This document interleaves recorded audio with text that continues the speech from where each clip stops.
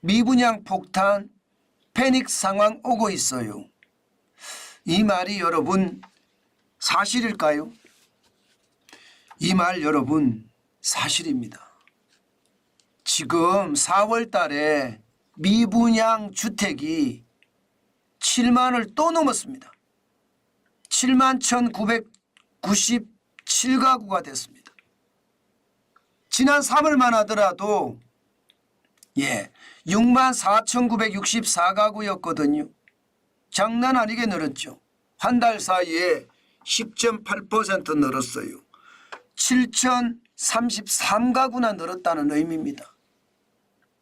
제가 말씀드렸죠.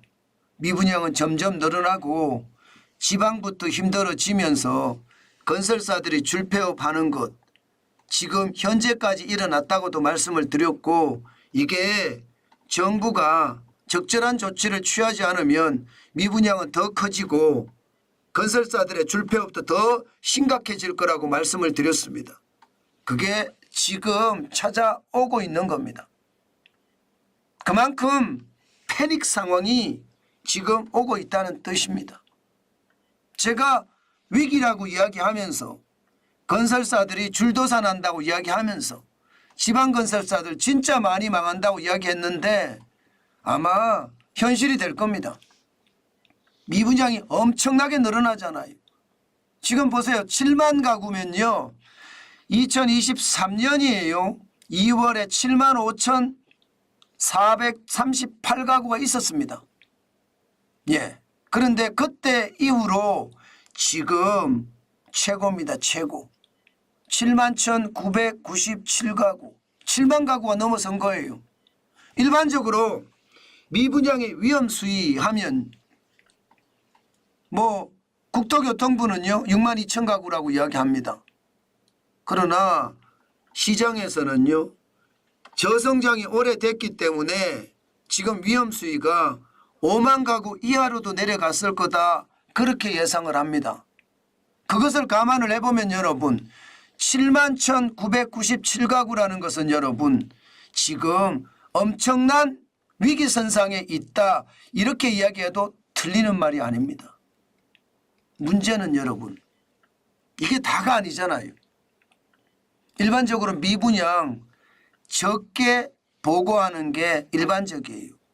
어느 건설사가 내가 진 집이, 내가 진 아파트가 미분양 났어요 이렇게 광고할까요? 광고 안 합니다. 그것을 생각을 하면 7만 1,997가구는 빙산의 일각일 수가 있습니다. 그만큼 뒤에 미분양을 숨기고 있는 것이 훨씬 더 클 수도 있어요. 그런데 7만 1,997가구면 여러분 결국 말입니다. 패닉 상황, 최악의 상황이 다가오고 있다, 이렇게 얘기해도 틀린 말이 아니지요. 지금 이대로라면 말입니다. 펑 하고 터질 그런 가능성도 굉장히 높습니다. 여러분. 왜 제가 그 정도까지 이야기하느냐. 이게 악성 미분양이 있습니다. 다 지어놨는데 분양이 안 되는 거예요. 지금 악성 미분양이 2024년 4월을 보면요 12,968가구입니다. 굉장히 높죠. 2019년 18,065가구 이후로 최고입니다. 올 들어서만 1,605가구가 늘었고요. 14.1%가 늘었습니다. 이것은 여러분 온갖 돈을 다 들여서 주택을 지어놨어요. 단독주택을 지어놓기도 하고 아파트를 지어놓기도 하고 빌라도 지어놨어요. 그런데 분양이 안 돼서 지금 미분양으로 남아있다는 뜻입니다. 와, 이것은 여러분 건설사들에게는 치명타입니다. 그냥 한꺼번에 훅 무너질 수 있는 요소예요. 미분양이 그만큼 말입니다. 돈을 다 쏟아 부었는데 이게 나가줘야지 그 돈이 회사에 들어와서 회사 운영자금이 되는 거거든요. 그런데 그 돈이 안 들어오면 회사 운영자금이 안 된다는 뜻이잖아요. 회사 운영자금이 그만큼 안 돌아가면 망하지 않으리라는 법 저는 없다고 생각합니다. 지금 상황이 최악의 상황, 아니 앞으로 더 최악의 상황이 올 수도 있다는 저는 그런 생각을 합니다. 지금처럼 간다면 말입니다. 예상외로 말입니다. 서울이나 지역이 좋은 곳에 아파트는 잘 팔린다고 이야기합니다. 그렇지만 지방으로 가면 갈수록 더 힘들어집니다. 지방의 미분양이 좀 줄었거든요. 지난 1월에 5만 3,595 가구였잖아요. 이제 늘었습니다. 5만 7,342가구로. 무려 1월보다 6.7%가 늘었고요.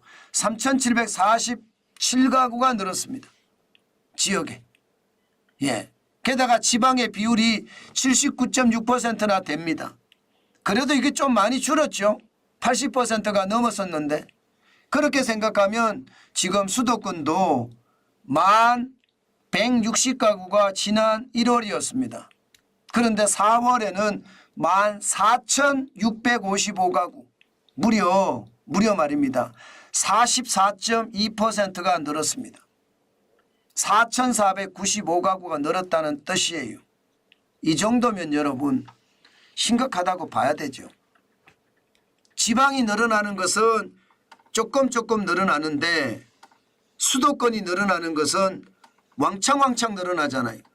44.2%가 늘었으면 지방 건설사들 망하면서 이제 많은 건설사들이 미분양을 털어내는 것이 아니라 기본적으로 말입니다. 안 짓는다는 뜻으로 해석이 되는 거고요. 서울 수도권 그러니까 서울과 경기 인천에서는요. 지금 상황이 점점 악화된다는 이야기인가요? 이제 서울로 몰려온다는 이야기가 되는 건가요? 그렇습니다. 지금 현재로 봐서는요. 지표로 봐서는 지금 서울로 몰려오고 있습니다. 경기도만 하더라도 미분양이 9,459가구입니다. 한 달 만에 13.4% 늘었습니다. 1,119가구가 늘었으니까요. 인천은 더 많이 늘었어요. 인천은 지금 난리도 아니라고 합니다. 2,669가구에서요. 지금 4,260가구로 한 달 사이에 59.6%가 늘었습니다. 장난 아니죠. 인천이 지금 심각하죠. 그나마 서울이 덜 늘었다 이렇게 이야기할 정도로 지금 심각합니다. 지금 부동산 업계에서도 마찬가지고요. 건설 업계에서도 마찬가지고요. 지금 이대로 계속 간다면 패닉 상황이 오고 있다는 말이 거짓말이 안 된다는 뜻이에요. 현실이 될 가능성이 굉장히 높아진다는 뜻입니다. 제가 여러분들에게 말씀드렸던 대로 장기 침체가 결국은요. 미분양을 늘리고 미분양이 늘어나면 늘어날수록 지방 중소기업부터 망하기 시작을 해서 지방 종합건설사가 망하고요. 이게 점점 서울로 올라온다. 태형건설이 망했던 것처럼 저는 대형 종합건설도 굉장히 위험한 수순이라고 봅니다. 저성장의 깊이가 깊어지면 깊어질수록 그만큼 돈이 없고요. 돈이 없으면 그만큼 상황이 악화된다는 뜻입니다. 실질적으로도 보면 건설사 폐업 장난 아닙니다. 2024년 4월까지 전문건설사하고요. 종합건설사 다 포함을 해봤더니 1284개입니다. 4월까지예요. 4월까지. 이대로 가면 여러분 이대로 가면 올해는요. 작년에 3,562개였잖아요. 4,000개가 넘어설 가능성도 크다고 봅니다. 게다가 1월에서 4월까지 숫자가 2014년 1,577개 이후로 10년 만에 최고치입니다. 지금 상황이 굉장히 좋지 않다는 뜻이에요. 결국은 미분양이 결국 타격을 주고요. 그 타격이 건설사들의 폐업으로도 지금 이어지고 있다. 이렇게 봐야 되겠죠.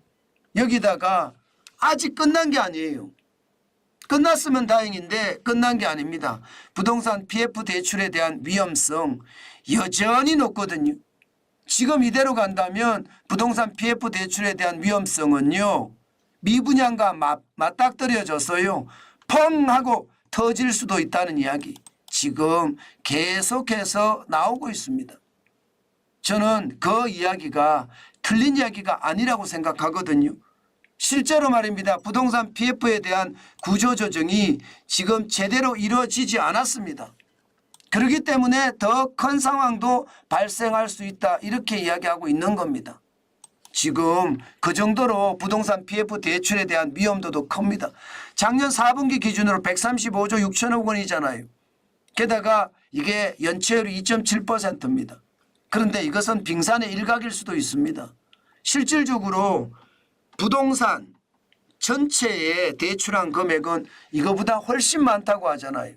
그러면 그게 한꺼번에 마주치면 제가 봐서는 최악의 상황도 저는 분명히 터질 수 있다고 생각을 합니다. 이것은 어떻게 생각하면요. 어떻게 생각하면 건설사들이 줄폐업의 어떤 상황은 당연히 저는 몰릴 거라고 생각하고요. 이것이 더 최악의 상황. 다시 말해서 건설사가 줄줄이 폐업을 하면서 그 돈을 빌렸던 곳 있잖아요. 2금융권이 됐건 1금융권이 됐든 그 1금융권이나 2금융권에도 타격이 될까 솔직히 저는 두렵다고 보거든요. 지금 나오는 지표로 보면 앞으로 그런 상황이 될 가능성 저는 굉장히 높아진다고 생각을 합니다. 상황이 높아지면 높아질수록 말입니다. 여러분 저는 경제 위기는 더 커지는 그런 상황이 되지 않을까 저는 솔직히 그런 생각도 하거든요. 진짜 조심해야 될 상황이다. 저는 오늘도 그렇게 분석을 해봅니다. 지표가 나올 때마다 저는 여러분들에게 분석을 해드리잖아요. 그런데 그 분석이 결국은요. 제가 말씀드린 대로 가는 게 맞죠. 그러니까 어떻게 생각하면 여러분 정부가 대책 마련이 좀 늦어진다. 지지부진하다. 이렇게도 생각이 돼요. 왜냐하면 위기라는 걸 저만 알지는 않을 거 아니에요. 저보다 똑똑한 사람들이 기획재정부에 널려 있을 거예요. 정부 대통령실에도 널려 있을 거고요. 네, 그런 사람들이 계속 들여다볼 겁니다. 각 부처에도 널려 있을 거고요. 그런데 이게 제대로 시정이 안 되고 계속 악화가 돼 간다는 것은 정부가 손을 놓고 있다. 그런 생각도 저는 듭니다. 그만큼 상황이 별로 좋아 보이지 않아요. 저는 그 어느 때보다 이게 현장을 제대로 보고 현장 밀착형의 정책이 그 어느 때보다 중요하지 않을까. 오늘도 여러분 제가 그렇게 생각을 해봅니다. 여러분 위기라는 것은요. 제가 웬만큼은요. 긍정적으로 보려고 노력합니다. 그런데 지표가 워낙 좋지 않으니까 이런 이야기를 하는 거거든요. 그렇게 보시면서 정관진 TV를 봐주시면 아주 정확하다. 예, 그렇게 생각합니다.